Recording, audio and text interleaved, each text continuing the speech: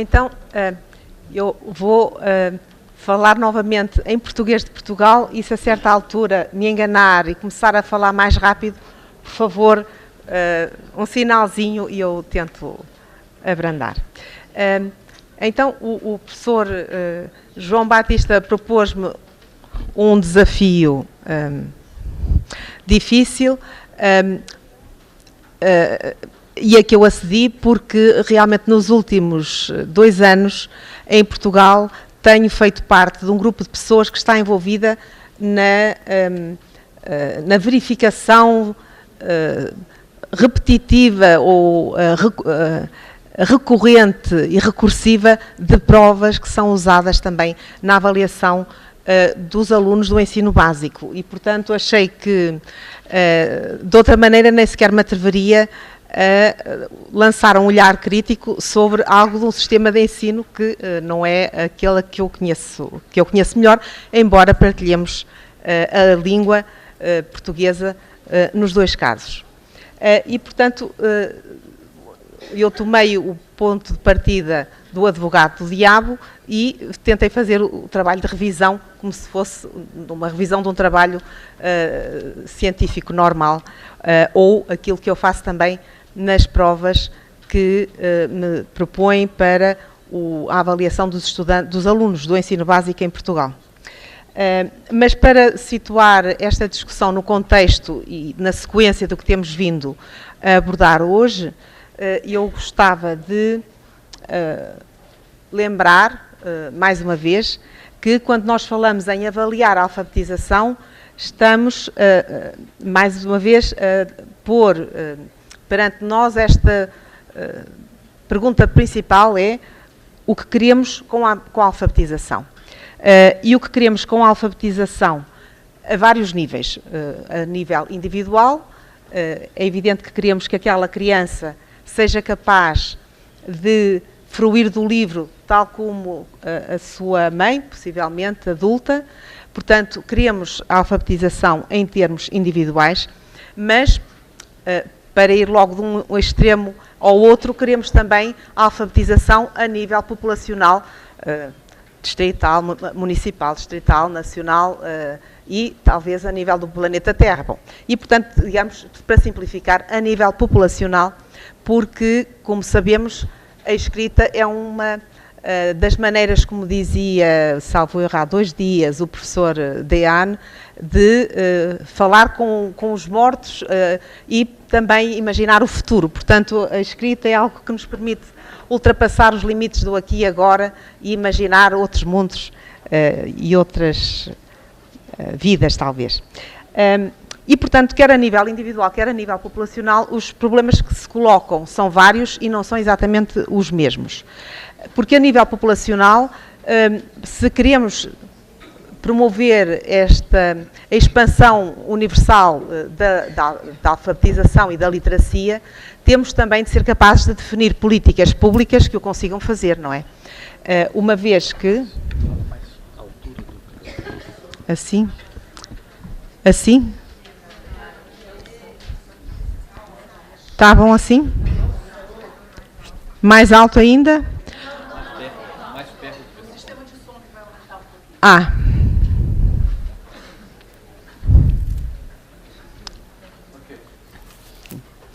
Portanto, estava eu a dizer que se nos centrarmos agora na alfabetização a nível populacional, como a alfabetização não é um produto da evolução natural e do desenvolvimento natural, está dependente da instrução explícita, está dependente dos meios que são propiciados pelas instituições, digamos, instituições públicas em primeira aproximação, para que o ser humano seja levado a adquirir, em sentido estrito, a escrita, uma vez que, deixado aos seus próprios meios, desenvolverá muitas capacidades e a linguagem oral, mas não a escrita, que é uma invenção cultural da humanidade que já tem vários séculos atrás, vários milénios de história.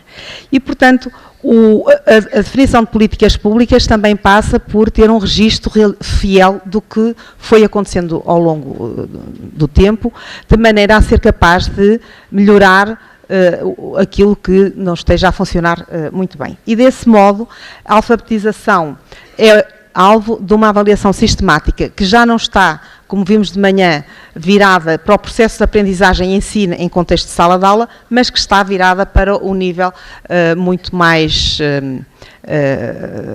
talvez complexo, porque tem de lidar com muito mais imponderáveis, que é o nível da definição das políticas educativas e de toda a panóplia de questões associadas que isso envolve.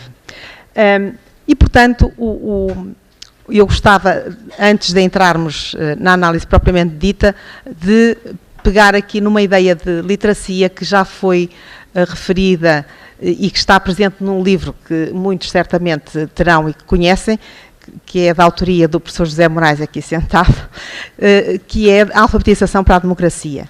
E lá, muito provocatoriamente, o professor Moraes diz que não está muito satisfeito com a definição de literacia da Unesco, que é uma definição já quase convencional, porque diz ele que a literacia é ter um nível mínimo de habilidade que permite uma pessoa ler e escrever o que quer que queira, mesmo sem perceber integralmente, agora acrescento eu, o que está lido ou escrito. E esta ideia é uma ideia fundamental que a investigação em neurociências dos últimos 10 anos tem vindo a salientar, é que a alfabetização, ou ser capaz de ler e de escrever, é um mecanismo neurocognitivo. E é um mecanismo neurocognitivo que, como outras competências do ser humano, como outras expertise que nós conseguimos, depende de um processo de aprendizagem que não pode ficar parado a um nível intermédio, que tem de prosseguir até quem aprende chegar ao nível da expertise e da habilidade que lhe permite lidar com a escrita sem esforço. E, portanto, eu gostava de pegar nesta ideia de literacia, que é, então, ser capaz de ler ou escrever sem estarmos preocupados com tudo o que vem dessa capacidade de ler ou de escrever. E assim, só para exemplificar, digamos que esta ideia de literacia nos permitiria ler aquela palavra, que eu não sei se conhecem, Isopo.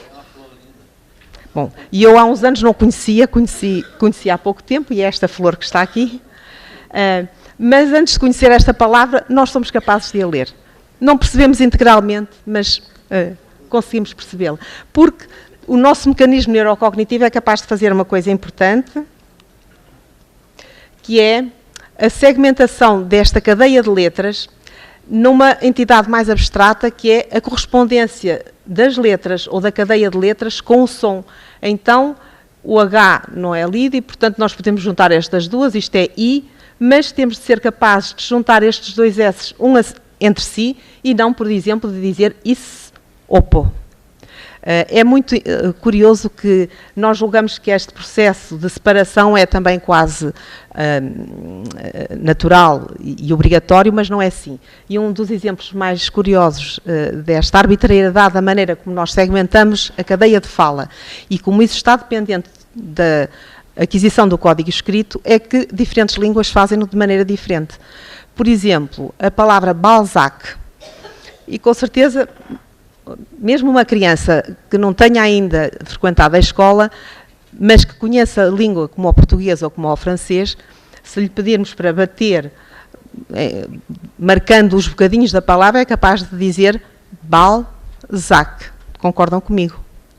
Bom, mas não sei se terão tido a oportunidade de ler um livro de Dai Sijie, um escritor chinês, que conta lá o exemplo de dois jovens que tiveram de fugir na altura da Revolução Cultural, escondendo os livros numa arca que depois tentaram furtar aos olhos do chefe da aldeia e que tinham guardado como um tesouro especialmente precioso os livros de Balzac. E como é que eles diziam Balzac? Ba-er-zac.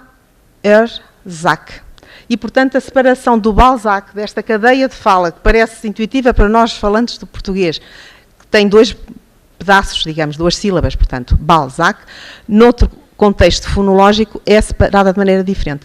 Então, quando nós passamos da fala para a escrita, na escrita, o mesmo tipo de problema acontece, temos de ser capazes de segmentar isto de maneira a que a correspondência do que está escrito das letras com os fonemas seja possível ser feita.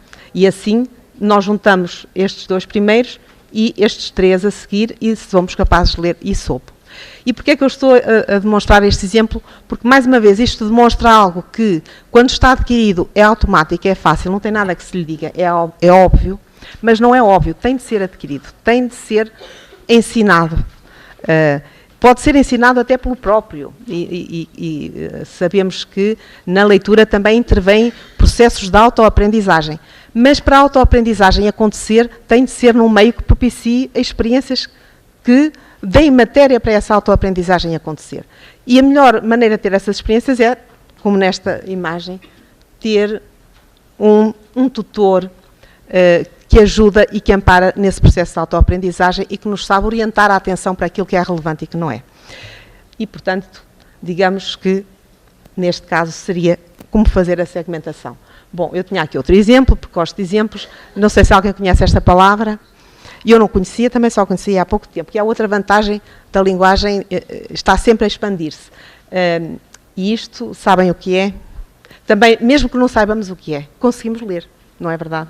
Amuso, não tem dúvida nenhuma, amuso. Mais uma vez, porquê? Porque fizemos a separação, não dizemos uso, porque nós, no português, também já integramos esta ideia de que a maior parte das sílabas são constituídas por consoante e vogal.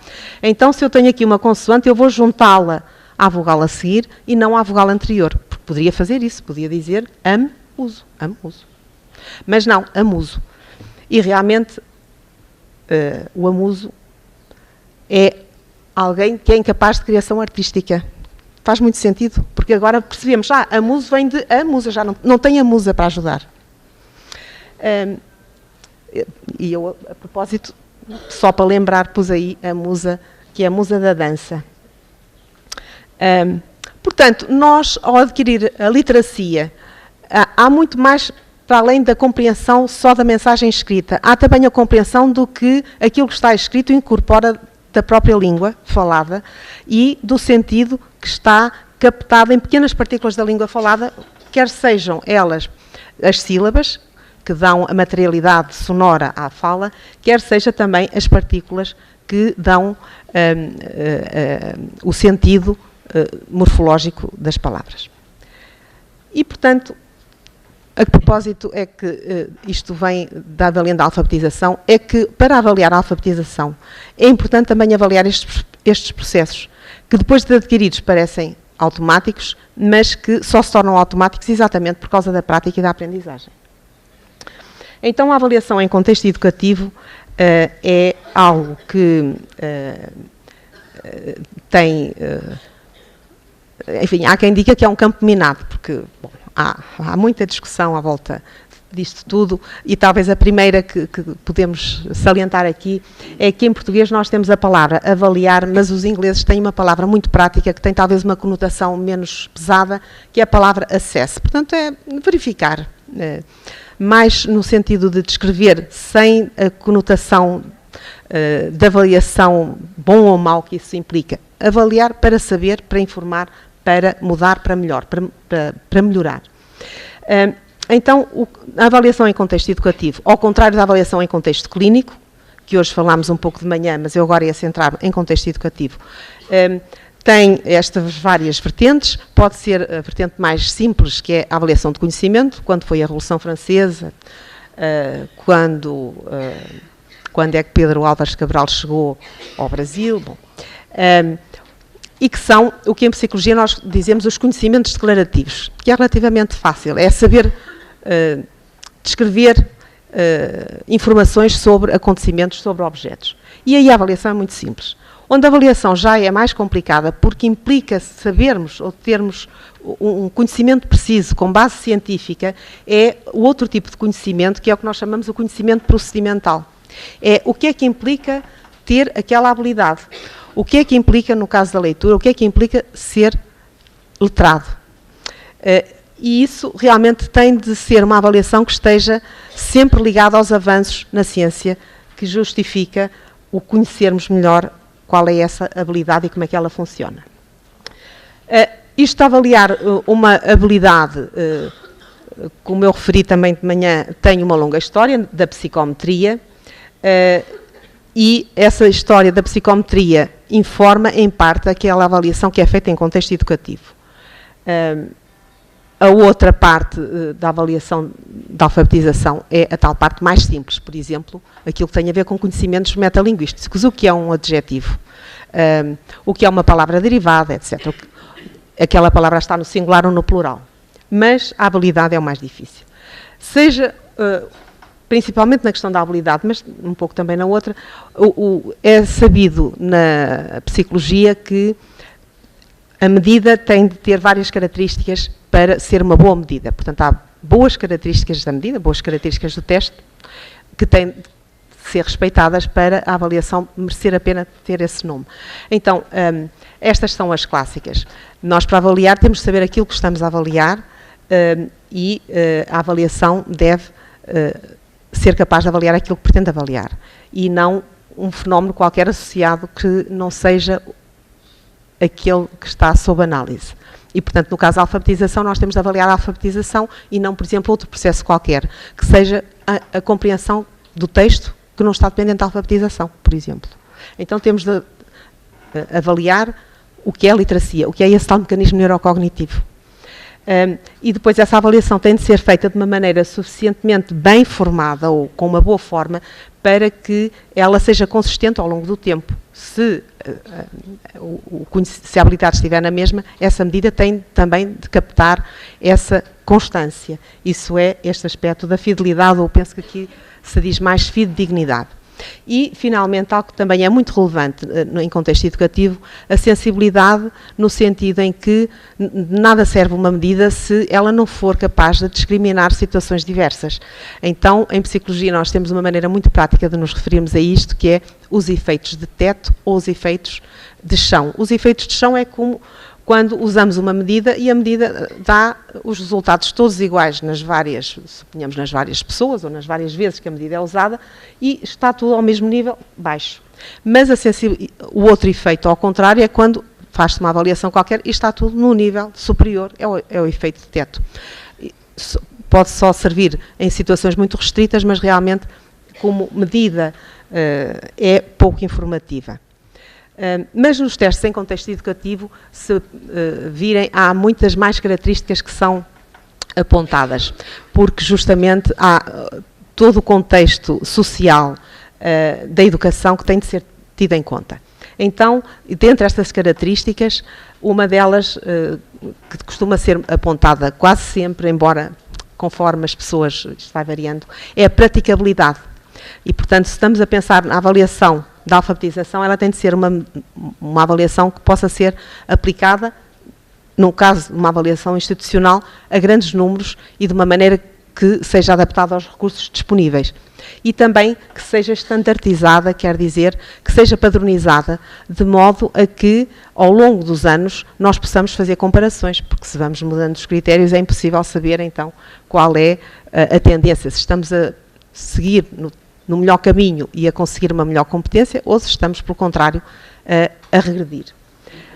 Isto é ao nível mais genérico, porque a nível mais focado na avaliação ou nos testes em si, outros são igualmente importantes e estes são críticos na elaboração das provas, por exemplo, das provas que são apresentadas aos alunos, como a provinha ou outras que são usadas noutros países. O mais importante destes será talvez a clareza. O outro aspecto é que os testes devem ser de âmbito adequado, ou seja, compreensivos, como os ingleses dizem, comprehensive. A alfabetização tem várias componentes, então essas várias componentes devem ser avaliadas. Não pode ser só o conhecimento das letras ou só a compreensão das frases, digamos, deve ser as várias componentes que estão associadas à alfabetização. Também, para evitar aqueles efeitos ou de resultados demasiado baixos ou resultados demasiado elevados, devem ter a dificuldade adequada e o tempo de realização deve ser adequado. Estas questões, muitas são questões empíricas, é uma questão de testar e ver o que funciona melhor. E um aspecto fundamental é a objetividade na pontuação. Tem de ser claro como é que se vai definir se a resposta afinal responde ao critério ou não responde ao critério, algo que pode ser também designado como a scorability. E a economia de meios, porque estamos a falar de recursos que são limitados e de populações que são extremamente diversas e grandes. Mas se olharmos agora para o aspecto social, aquela lista não é final, porque há outros aspectos que têm mais a ver com as pessoas que são avaliadas. Então, aqui, um dos aspectos importantes é a equidade. Ser fair, não dar vantagem a certo tipo de pessoas relativamente a outras, como sejam minorias étnicas, pessoas que conheçam melhor certos contextos que possam ter uma vantagem desajustada para a avaliação. Também, como se trata de uma situação de comunicação, é preciso engajar, garantir que fazemos os possíveis por motivar o aluno a responder e por ele dar o seu máximo quando é feita a prova. E também, na sequência disto, um outro aspecto que não é bem o mesmo, mas que é relacionado, que é ter relevância no sentido de ser percebido como importante, servir para alguma coisa. E isto aqui já posso adiantar um pouco o que se tem passado em Portugal, que já instituiu há algum tempo, debaixo de grande resistência pública, a provas de avaliação regulares, por exemplo, no fim do segundo ano de escolaridade, depois no fim do ciclo básico, etc. Foi um processo difícil, porque durante vários anos havia a ideia de que um exame era algo injusto por definição, por natureza, porque poderia ser alvo de dar privilégios a quem passa e a quem não passa, portanto, uma ideia de descartar qualquer possibilidade de diferenciação conforme os resultados. Mas quando foi instalado o tal processo de avaliação numa perspectiva de unicamente informar o sistema educativo de qual o retrato da situação, mas não tinha nenhuma consequência imediata e os resultados nem têm um valor que servisse para a avaliação quer do aluno, quer da escola. E, portanto, meramente informativa a níveis centrais, quase anónimo, se fosse preciso. E, realmente, durante alguns anos, as provas nem sequer eram assinadas. O que tinha esta consequência, as crianças chegavam lá, não queriam saber, nem assinavam, aquilo era qualquer coisa, podiam responder de qualquer maneira. Ninguém queria saber, porque isto não é maneira de engajar e motivar o aluno, porque por muito generosos que nós somos, em primeiro lugar, pensamos com certeza o que é que nos vai acontecer a seguir. E, portanto, esta medição era percebida como completamente irrelevante e, nesse sentido, não cumpria a sua função. E, portanto, só para ter a panorâmica genérica dos testes em contexto educativo, enquanto nós pensamos nos testes psicológicos num contexto mais técnico, é muito fácil subsumir tudo a 3 grandes características da boa medida. Já a avaliação em contexto educativo tem de ter em conta estas várias características, estes vários aspectos. Alguns são em parte sobreponíveis com os outros, mas mostra bem porque é que há quem considere que isto é um terreno extremamente delicado e muito difícil de conseguir um equilíbrio que seja aceitável para as partes envolvidas. Então agora gostava de passar para o exemplo do português em Portugal. Eu realmente, idealmente, teria tido outros exemplos de espanhol e de francês, mas confesso que não consegui ter as provas públicas em tempo útil que permitissem fazer esse exame e consegui tê-lo em português porque nós em Portugal temos um sistema de extraordinária transparência, exatamente em parte por causa desta ideologia, de certo modo, avessa à avaliação. Toda a avaliação é submetida a um escrutínio público de uma exigência tremenda, quer dizer, quem participa neste processo tem de ter uma resiliência psicológica extraordinariamente forte, porque à mínima, ao mínimo passo em falso, ou a mínima falha que haja imaginem um teste onde está uma risquinha a mais. Isso é logo tido como falta de qualidade de quem faz, que não houve o cuidado suficiente de fazer todas as verificações, é um erro tramado, enfim, qualquer sombra que haja é amplificada extraordinariamente. Como dizia, então, estes testes são postos a público, o que causa dificuldades grandes às instituições que os fazem, porque não podem beneficiar da experiência do passado. Sabem se um item funcionou bem, porque tem milhares de estudantes que viram que realmente aquele item é bom, é suficientemente discriminativo, é claro, mas depois não pode ser usado a seguir porque ele já está em público. E quando eu falo com as pessoas chama-se agora Instituto de Avaliação Educativa, eles dizem é um trabalho impossível. E quando falam com os colegas de outros países, eles dizem, mas como é que vocês conseguem fazer? Porque estão todos os anos a ter de reinventar a roda. Não é o que acontece no sistema inglês, no sistema australiano, etc. E, portanto, isto é fácil encontrar. Todas as provas dos últimos anos estão todas neste site que eu aqui indico e podem, se tiverem interesse, vê-las com detalhe. Mas o teste do segundo ano, então, é um teste que obedece bem àquilo que podemos chamar a validade de construto, quer dizer, é um teste que foi feito de maneira a poder medir aquilo que é suposto medir. E o que é suposto medir está bem definido porque há a definição das metas curriculares do português. Eu estou a falar agora só no segundo ano, mas o que acontece para o segundo ano acontece para os vários anos do ensino básico. E é um desenvolvimento recente que teve a ver com a definição desta política de tentar promover a literacia em Portugal e a qualidade do sistema de ensino através da colaboração de várias pessoas de domínios diversos, quer da linguística, quer da didática, quer também da psicologia, que elaboraram então estas metas curriculares. Neste caso, é a equipa de português que teve este trabalho há uns anos atrás e dessa equipa nós tivemos a sorte de poder contar com a colaboração de José Moraes e talvez seja por isso que estamos numa situação que não está muito distante daquilo que nós hoje de manhã vimos apresentado por Frank Ramus relativamente ao sistema inglês. Haverá diferenças de detalhe, mas o princípio é o mesmo.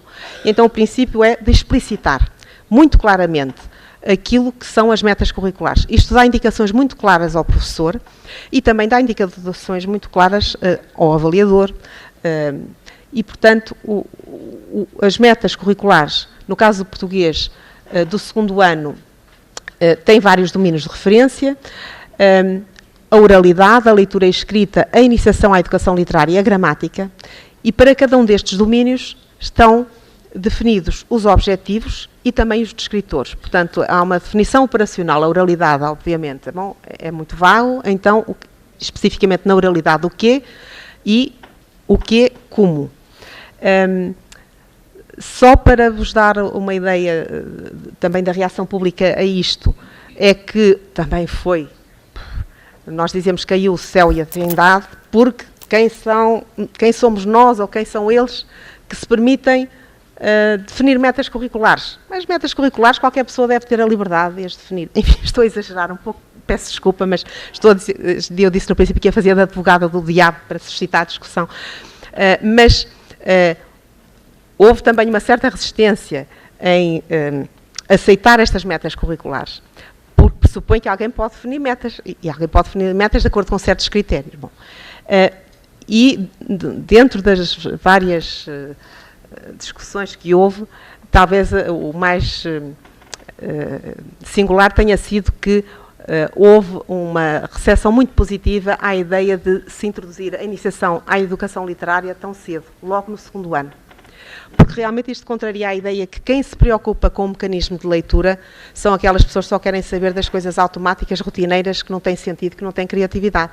Porque, como vamos ver, a leitura e a escrita estão definidas com extraordinário rigor, mas isso não é incompatível com atender ao outro lado da linguagem e da linguagem escrita, que é a iniciação à educação literária.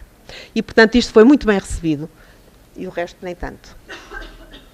Só para também explicitar um pouco mais a importância destes vários domínios, como o segundo ano é um domínio crítico para a aquisição de automatismo, reparem no número de objetivos. Na oralidade foram 4, na leitura e na escrita foram 14, na iniciação à educação literária 5 e na gramática só 2. E ao longo dos anos isto muda, portanto, a preponderância destes vários domínios vai variando conforme a progressão na formação.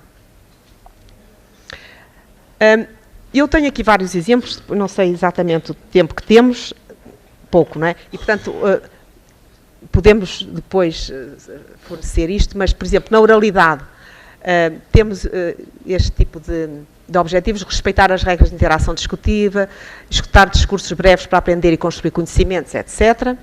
Na leitura e escrita são vários, eu só vou mostrar aqui 2 ou 3. Por exemplo, desenvolver a consciência fonológica e operar com fonemas, mas como? Repetir sem o primeiro fonema e sem cometer nenhum erro uma sílaba CV ou CVC pronunciada pelo professor. Portanto, realmente isto é um recurso que pode ser utilizado com extraordinária criatividade e liberdade por parte do professor, que tem uma série de pistas para aquilo que pode ser relevante para a aquisição da literacia. E, enfim, e outras, conhecer o alfabeto e o fonema, e os grafemas, etc. E eu vou passar isto tudo à frente, porque é a explicitação dos vários aspectos da competência de leitura e escrita. Só queria mostrar aqui a educação literária: ouvir e ler textos literários, compreender o essencial dos textos escutados e lidos, o que implica, por exemplo, ser capaz de ter sensibilidade ao título, de identificar o título ou de definir um título. E, relativamente ao último ponto, que é a gramática, por exemplo, identificar nomes, determinante, etc. Portanto, conhecimentos mais declarativos. Então, o teste, o que é que faz? Para encurtar uma história longa, o teste é constituído por 2 cadernos que são feitos em sequência. Para o primeiro 45 minutos, 30 minutos de intervalo, mais 45 minutos a seguir. E no primeiro caderno o que se faz essencialmente é, primeiro, compreensão auditiva. Portanto, há uma gravação que é feita e as escolas recebem na altura era um CD, bom, isto, a técnica vai mudando, mas há um texto central que é gravado centralmente e que é usado a mesma gravação desse mesmo texto em todas as escolas. E o texto é ouvido, há perguntas de escolha múltipla. Depois, e essas perguntas de escolha múltipla são sobre a compreensão do texto. A seguir a esta primeira parte da prova, ainda no primeiro caderno, há um texto escrito com cerca de 120 palavras. E nessas 120 palavras há algumas possivelmente que não são conhecidas pela criança. Então esse texto tem um vocabulário. Por exemplo, num que eu me lembro, fazia parte do vocabulário, como se fosse um mini dicionário, a palavra alcateia. O texto tinha a palavra alcateia, então explicava o que é a alcateia, um conjunto de lobos. E a seguir ao texto, as crianças respondem a perguntas de escolha múltipla e também algumas delas envolvendo a escrita. Por exemplo, dê um título ao texto, ou o que é que aconteceu ao João que viu a alcateia lá no fundo do monte. Segundo caderno, que é feito passados tais 30 minutos de intervalo, consiste essencialmente em focar a escrita, portanto a criança vai escrever pelo seu próprio punho, situações que têm a ver com a utilização do acento diacrítico, portanto há um texto, é preciso pôr os acentos, circunflexos, tildes, etc., ou comportamento de palavras com situações mais difíceis da ortografia do português. Depois há a gramática, classificação morfológica,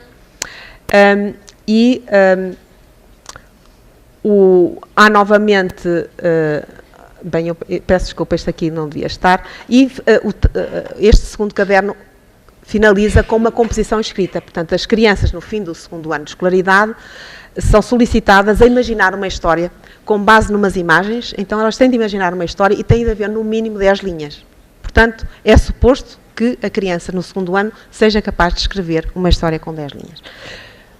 Voltando à comparação com os domínios de referência, o que nós podemos verificar é que esta prova não respeita propriamente a preponderância dos vários escritores. Há uma preponderância grande da gramática, em parte talvez por razões tradicionais do que se faz no ensino, que é fazer a avaliação dos conhecimentos declarativos e não das habilidades.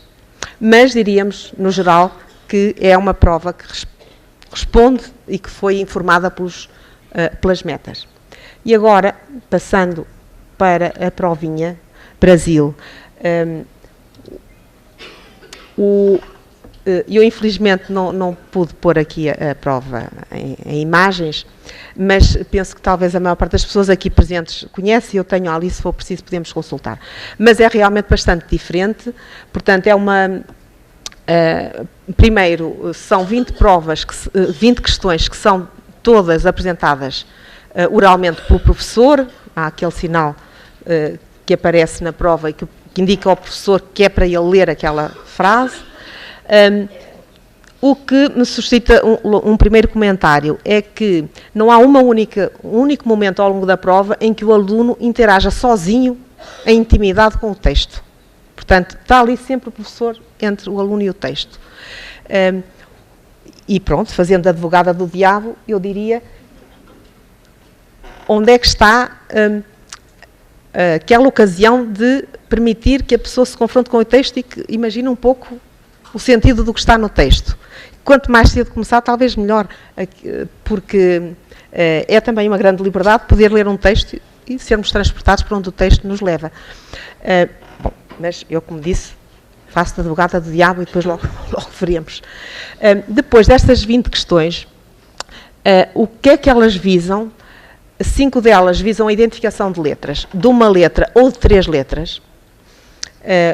E o caso das 3 letras, elas não têm nenhuma configuração especial, não são 3 letras que apareçam com alguma frequência nas palavras de português, ou de português do Brasil. São simplesmente quaisquer 3 letras. Eu pego no alfabeto, atiro ao ar, pego ali nas 3 primeiras, CNP.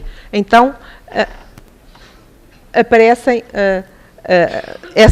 esse conjunto, esse trigrama, esse conjunto de 3 letras, que as crianças têm de identificar com base no que ouvem o professor dizer. Portanto, é a identificação de letras. Há também uma situação que é uma identificação da sílaba, uma sílaba, que é a sílaba pá. Aparece várias panelas, 3 panelas, e depois a criança diz, está aqui, veja esta imagem, agora esta imagem representa uma palavra, depois qual é a primeira sílaba da palavra panelas, e depois aparece em alternativa, escolha múltipla, portanto pá, cá e outras assim. E portanto temos apenas um item para identificar uma sílaba. Depois há 5 das questões que requerem que seja feita a leitura em silêncio de palavras isoladas. E que pode ser ou uma palavra ou 2 palavras isoladas. Há 3 itens que visam a leitura em silêncio de frases pequenas. E o texto mais comprido que existe é um texto que realmente é relativamente extenso em comparação com o anterior, que tem cerca de 50 palavras e que a criança lê em silêncio. Há 3 questões sobre isso, mas, outra vez, advogada do diabo, para um texto assim, o que se pergunta, podia-se fazer exatamente a mesma pergunta com apenas metade do texto. E, portanto, aquele critério da economia de meios ou da simplicidade também não parece estar realmente muito respeitado. E depois as outras 3 provas têm a ver com a interpretação de um sinal, com o número de sílabas e com a interpretação de um cartaz com 8 palavras. E, portanto, obviamente que este teste está feito para crianças que não tiveram o tipo de instrução que lhes permite aceder ao código ortográfico. E isso não é por nenhuma incapacidade das crianças, obviamente, sabemos bem disso, mas enfim, é preciso dizer, é única e exclusivamente porque a maneira como elas têm interagido com o sistema escrito permite ter uma apreensão muito pouco estabelecida com a linguagem escrita, para não dizer muito rudimentar com a linguagem escrita. E, portanto, depois há vários aspectos que podemos ver mais em detalhe, mas o que salienta no texto, além do que já disse agora, é a preponderância da imagem. Quase nunca há uma palavra, só a palavra escrita, sobre a qual é pedida uma resposta. Tem de haver sempre a imagem, como se o escrito estivesse sempre dependente da imagem. Ora, a ideia do escrito é que não é preciso a imagem, não é? A ideia da imagem, é como aquela ideia do Gulliver, que queria desembaraçar-se das palavras, então temos um grande saco com os objetos todos atrás. E assim não preciso de cansar a memória a saber palavras, eu quero falar de uns óculos, pego nos óculos, etc. Se conhecem a ideia, não é? É uma ideia muito paradoxal, porque quem defendia esta estratégia era supostamente o responsável do Instituto da Linguagem do país de Lagado. Portanto, mostra bem como as ideias podem não ser muito coerentes entre si. E, portanto, aqui também acontece muito que há sempre uma imagem e não há o texto. Por exemplo, na questão 2, questão 8, questão 13. Bom, depois, quanto à economia de meios, isto eu já referi, o que é perguntado por vezes tem, a parte da pergunta excede largamente aquilo que é necessário para a resposta.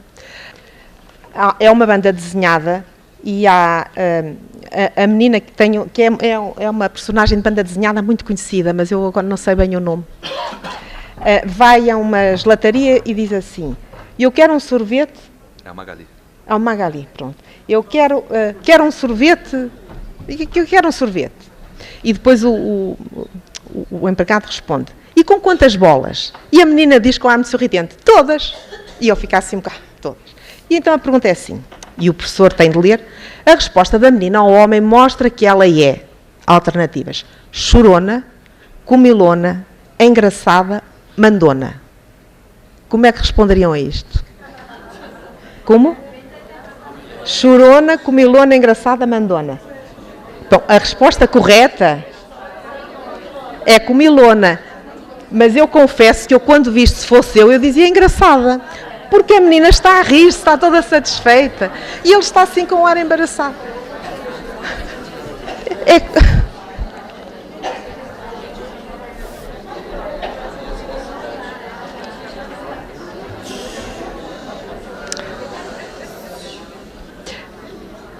Bom, depois, só para concluir, também para o meu olhar vindo do sistema português de Portugal, os textos estão integralmente escritos com maiúsculas e nós, em alguns testes que temos feito até em contexto mais de detecção de dificuldades de aprendizagem da leitura e da escrita, usamos quer maiúsculas, quer minúsculas e, portanto, é uma das aquisições que os miúdos fazem logo no primeiro ano, quando lhes é ensinado a utilização das maiúsculas e minúsculas. E, portanto, deduz-se que aqui não é feito isso, essa introdução precoce da diferença entre maiúsculas e minúsculas, e todos os textos que as crianças têm de ler aqui aparecem em maiúsculas.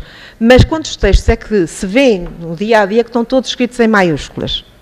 Só em alguns dísticos, é verdade, total, proibido, quer dizer, mas muito do que aparece, mesmo no ambiente por aí, não é tudo escrito em maiúsculas, ou é?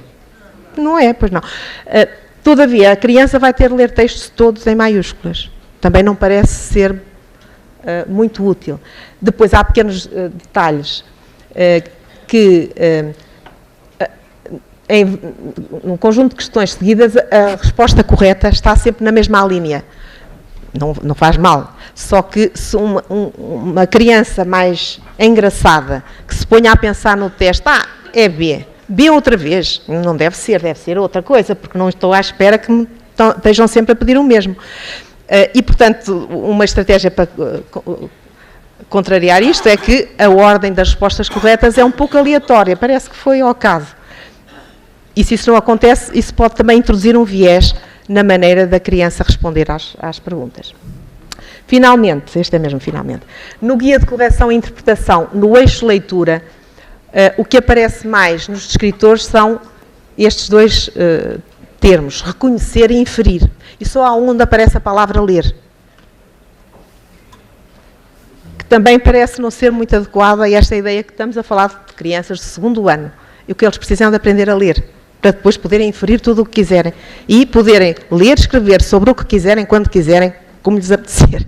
Mas antes disso, têm de dominar o tal código. E pronto, eu basicamente era isso que queria dizer. Só vos queria deixar com esta imagem da cidade do Porto.